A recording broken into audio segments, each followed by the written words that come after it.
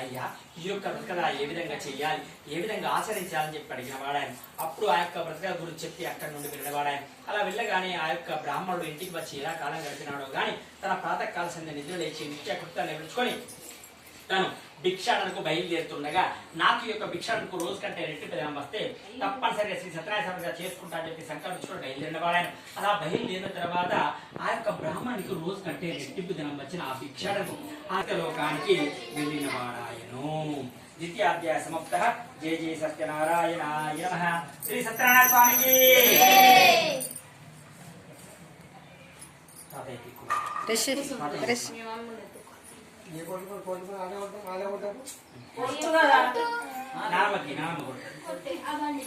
మేము వస్తువుల సంగతి భార్యపట్టి కళావతి లీలావతి చెప్పమని చెప్పి పంపిన వారాను. ఆ దూత పోయి ఓ అమ్మ కళావతి లీలావతి మీ యొక్క భర్త వస్తున్నాడు, పరములు ఇచ్చేది కోరిన పాపాని తాని తాని కృతాని చ పాపోహం పాప సంవహం కాయదేవ శరణగచ్చ.